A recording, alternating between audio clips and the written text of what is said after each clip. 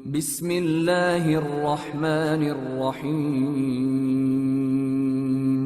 شروع اللہ کے نام سے جو بڑا مہربان نہایت رحم والا ہے۔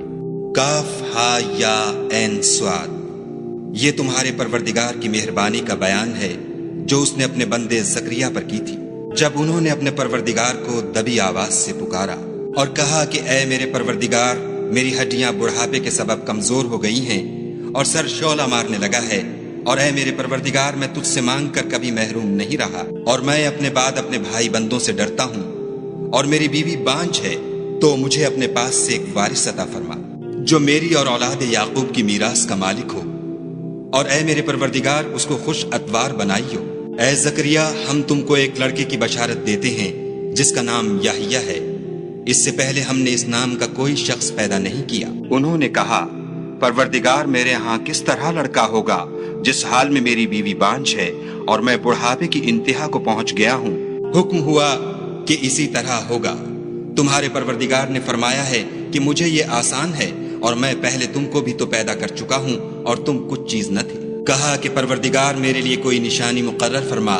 فرمایا، نشانی یہ ہے کہ تم صحیح و سالم ہو کر 3 رات دن لوگوں سے بات نہ کر سکو گے۔ پھر وہ عبادت کے حجرے سے نکل کر اپنی قوم کے پاس آئے تو ان سے اشارے سے کہا کہ صبح و شام خدا کو یاد کرتے رہو۔ اے یحییٰ، ہماری کتاب کو زور سے پکڑے رہو، اور ہم نے ان کو لڑکپن ہی میں دانائی عطا فرمائی تھی، اور اپنے پاس سے شفقت اور پاکیزگی دی تھی، اور وہ پرہیزگار تھے، اور ماں باپ کے ساتھ نیکی کرنے والے تھے، اور سرکش اور نافرمان نہیں تھے۔ اور جس دن وہ پیدا ہوئے اور جس دن وفات پائیں گے اور جس دن زندہ کر کے اٹھائے جائیں گے، ان پر سلام اور رحمت ہے۔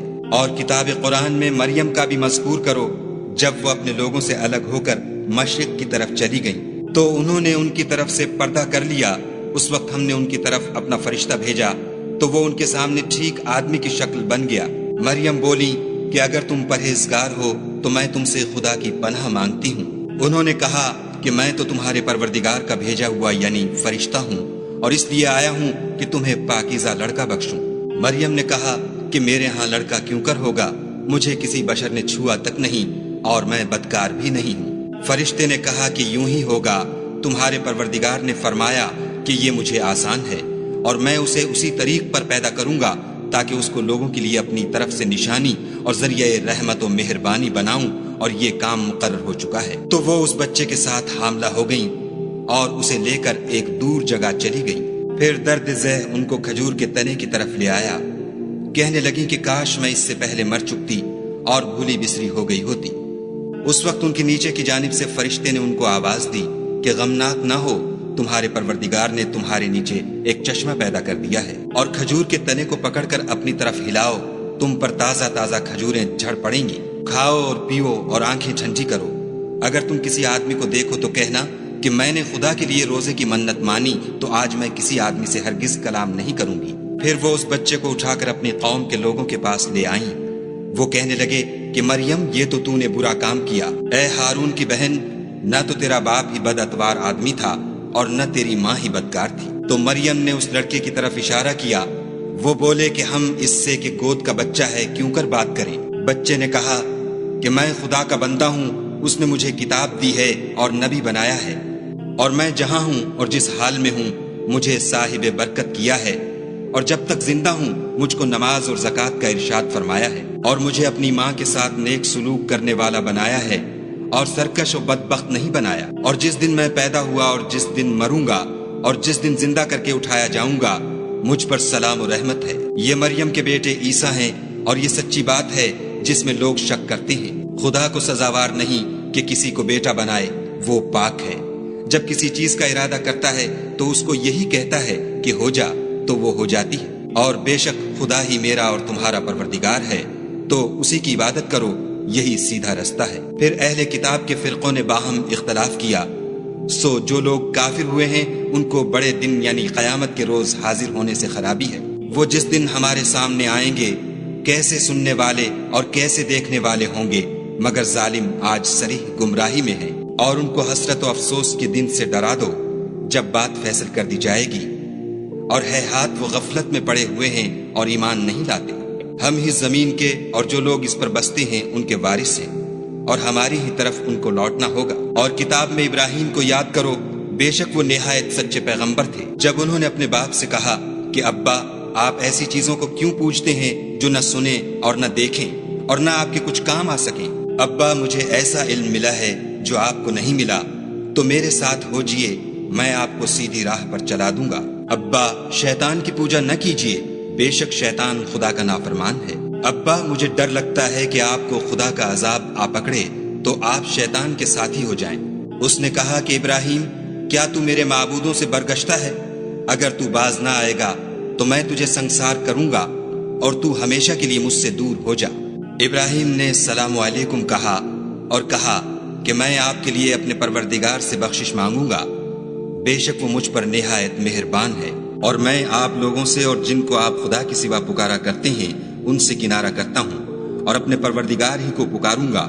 امید ہے کہ میں اپنے پروردگار کو پکار کر محروم نہیں رہوں گا۔ اور جب ابراہیم ان لوگوں سے اور جن کی وہ خدا کے سوا پرستش کرتے تھے الگ ہو گئے تو ہم نے ان کو اسحاق اور اسحاق کو یعقوب بخشے اور سب کو پیغمبر بنایا، اور ان کو اپنی رحمت سے بہت سی چیزیں عنایت کی اور ان کا ذکر جمیل بلند کیا۔ اور کتاب میں موسیٰ کا بھی ذکر کرو، بے شک وہ ہمارے برگزیدہ اور پیغمبر مرسل تھے، اور ہم نے ان کو طور کی داہنی طرف پکارا اور باتیں کرنے کے لیے نزدیک بلایا، اور اپنی مہربانی سے ان کو ان کا بھائی ہارون پیغمبر عطا کیا۔ اور کتاب میں اسماعیل کا بھی ذکر کرو، وہ وعدے کے سچے اور ہمارے بھیجے ہوئے نبی تھے، اور اپنے گھر والوں کو نماز اور زکوٰۃ کا حکم کرتے تھے، اور اپنے پروردگار کے ہاں پسندیدہ اور برگزیدہ تھے۔ اور کتاب میں ادریس کا بھی ذکر کرو، وہ بھی نہایت سچے نبی تھے، اور ہم نے ان کو اونچی جگہ اٹھا لیا تھا۔ یہ وہ لوگ ہیں جن پر خدا نے اپنے پیغمبروں میں سے فضل کیا، یعنی اولاد آدم میں سے، اور ان لوگوں میں سے جن کو ہم نے نوح کے ساتھ کشتی میں سوار کیا، اور ابراہیم اور یعقوب کی اولاد میں سے، اور ان لوگوں میں سے جن کو ہم نے ہدایت دی اور برگزیدہ کیا۔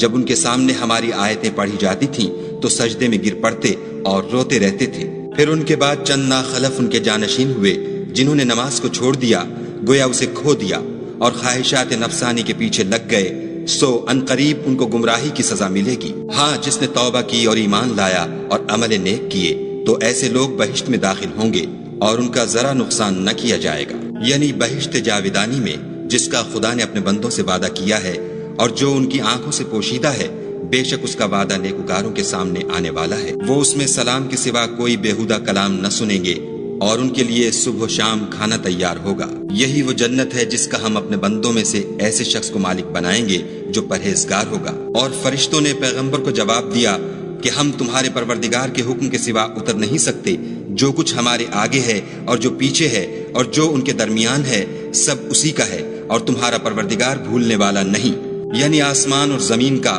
اور جو ان دونوں کے درمیان ہے سب کا پروردگار۔ تو اسی کی عبادت کرو اور اس کی عبادت پر ثابت قدم رہو، بھلا تم کوئی اس کا ہم نام جانتے ہو؟ اور کافر انسان کہتا ہے کہ جب میں مر جاؤں گا تو کیا زندہ کر کے نکالا جاؤں گا؟ کیا ایسا انسان یاد نہیں کرتا کہ ہم نے اس کو پہلے بھی تو پیدا کیا تھا اور وہ کچھ بھی چیز نہ تھا؟ تمہارے پروردگار کی قسم، ہم ان کو جمع کریں گے اور شیطانوں کو بھی، پھر ان سب کو جہنم کے گرد حاضر کریں گے اور وہ گھٹنوں پر گرے ہوئے ہوں گے۔ پھر ہر جماعت میں سے ہم ایسے لوگوں کو کھینچ نکالیں گے جو خدا سے سخت سرکشی کرتے تھے، اور ہم ان لوگوں سے خوب واقف ہیں جو ان میں داخل ہونے کے زیادہ لائق ہیں، اور تم میں کوئی شخص نہیں مگر اسے اس پر گزرنا ہوگا، یہ تمہارے پروردگار پر لازم اور مقرر ہے۔ پھر ہم پرہیزگاروں کو نجات دیں گے اور ظالموں کو اس میں گھٹنوں کے بل پڑا ہوا چھوڑ دیں گے۔ اور جب ان لوگوں کے سامنے ہماری آیتیں پڑھی جاتی ہیں تو جو کافر ہیں وہ مومنوں سے کہتے ہیں کہ دونوں فریق میں سے مکان کس کے اچھے اور مجلسیں کس کی بہتر ہیں، اور ہم نے ان سے پہلے بہت سی امتیں ہلاک کر دیں، وہ لوگ ان سے ٹھاٹھ اور نمود میں کہیں اچھے تھے۔ کہہ دو کہ جو شخص گمراہی میں پڑا ہوا ہے خدا اس کو آہستہ آہستہ مہلت دیے جاتا ہے، یہاں تک کہ جب اس چیز کو دیکھ لیں گے جس کا ان سے وعدہ کیا جاتا ہے، خواہ عذاب اور خواہ قیامت، تو اس وقت جان لیں گے کہ مکان کس کا برا ہے اور لشکر کس کا کمزور ہے۔ اور جو لوگ ہدایت یاب ہیں خدا ان کو زیادہ ہدایت دیتا ہے، اور نیکیاں جو باقی رہنے والی ہیں وہ تمہارے پروردگار کے صلے کے لحاظ سے خوب اور انجام کے اعتبار سے بہتر ہیں۔ بھلا تم نے اس شخص کو دیکھا جس نے ہماری آیتوں سے کفر کیا اور کہنے لگا کہ اگر میں اثر نو زندہ ہوا بھی تو یہی مال اور اولاد مجھے وہاں ملے گا؟ کیا اس نے غیب کی خبر پالی ہے یا خدا کے یہاں سے عہد لے لیا ہے؟ ہرگز نہیں، یہ جو کچھ کہتا ہے ہم اس کو لکھتے جاتے اور آہستہ آہستہ عذاب بڑھاتے جاتے ہیں، اور جو چیزیں یہ بتاتا ہے ان کے ہم وارث ہوں گے، اور یہ اکیلا ہمارے سامنے آئے گا۔ اور ان لوگوں نے خدا کے سوا اور معبود بنا لیے ہیں تاکہ وہ ان کے لیے موجب عزت و مدد ہوں۔ ہرگز نہیں، وہ معبودان باطل ان کی پرستش سے انکار کریں گے اور ان کے دشمن و مخالف ہوں گے۔ کیا تم نے نہیں دیکھا کہ ہم نے شیطانوں کو کافروں پر چھوڑ رکھا ہے کہ وہ ان کو برانگیختہ کرتے رہتے ہیں؟ تو تم ان پر عذاب کے لیے جلدی نہ کرو، اور ہم تو ان کے لیے دن شمار کر رہے ہیں، جس روز ہم پرہیزگاروں کو خدا کے سامنے بطور مہمان جمع کریں گے اور گناہ گاروں کو دوزخ کی طرف پیاسے ہانک لے جائیں گے۔ تو لوگ کسی کی سفارش کا اختیار نہ رکھیں گے مگر جس نے خدا سے اقرار لیا ہو، اور کہتے ہیں خدا بیٹا رکھتا ہے۔ ایسا کہنے والو، یہ تو تم بری بات زبان پر لاتے ہو۔ قریب ہے کہ اس افطرا سے آسمان پھٹ پڑے اور زمین شق ہو جائے اور پہاڑ پارا پارا ہو کر گر پڑے کہ انہوں نے خدا کے لیے بیٹا تجویز کیا، اور خدا کو شایع نہیں کہ کسی کو بیٹا بنائے۔ تمام شخص جو آسمانوں اور زمین میں ہیں سب خدا کے روبرو بندے ہو کر آئیں گے۔ اس نے ان سب کو اپنے علم سے گھیر رکھا اور ایک ایک کو شمار کر رکھا ہے، اور سب قیامت کے دن اس کے سامنے اکیلے اکیلے حاضر ہوں گے۔ اور جو لوگ ایمان لائے اور عمل نیک کیے، خدا ان کی محبت مخلوقات کے دل میں پیدا کر دے گا۔ اے پیغمبر صلی اللہ علیہ وآلہ وسلم، ہم نے یہ قرآن تمہاری زبان میں آسان نازل کیا ہے تاکہ تم اس سے پرہیزگاروں کو خوشخبری پہنچا دو اور جھگڑالوؤں کو ڈر سنا دو۔ اور ہم نے ان سے پہلے بہت سے گروہوں کو ہلاک کر دیا ہے، بھلا تم ان میں سے کسی کو دیکھتے ہو یا کہیں ان کی بھنک سنتے ہو؟